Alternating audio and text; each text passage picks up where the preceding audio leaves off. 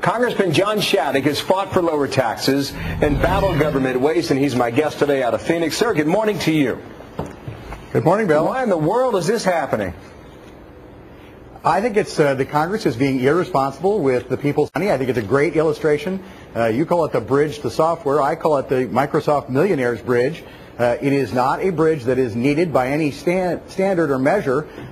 Microsoft agreed to pay for a substantial portion of it, 70% of it.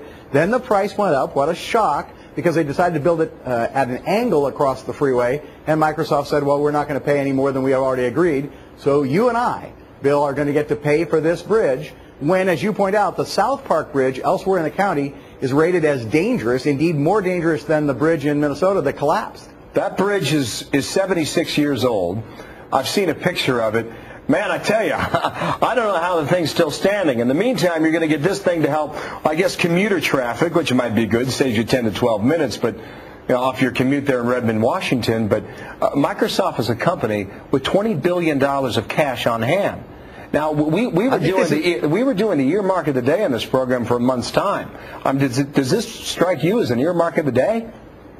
Oh, absolutely. No question about it. This is inappropriate spending. This is a bill that came before Congress. It was filed at about 11 o'clock at night and voted on the very next morning. Even members on the conference committee, even senators on the conference committee said they didn't have time to read the bill.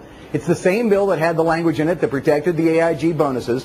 This is Congress acting irresponsibly. It's a continuation of the pork fest, which has become the work of members of Congress. Well, my point is just this. If you want a new bridge, build it yourself. If you want a new bridge, have the state do it. Why take your money out of Phoenix or our money out of New York? There is no justification for it.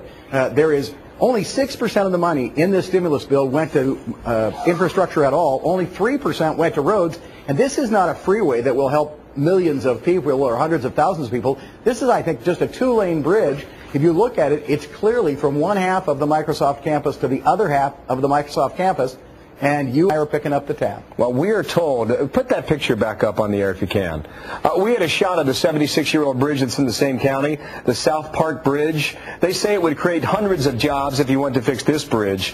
And you mentioned in the comparison to the bridge that fell down in Minneapolis, on the government's 100-point scale of sufficiency, it rates a 4.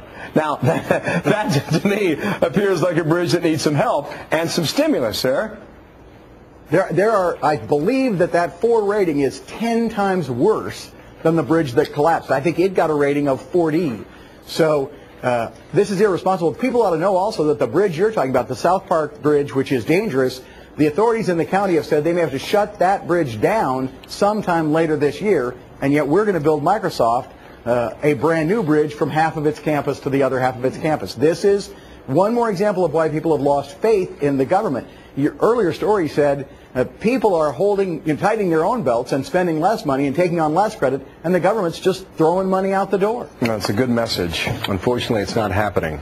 Your taxpayers' dollars at work. John Shadegg, thank you, sir.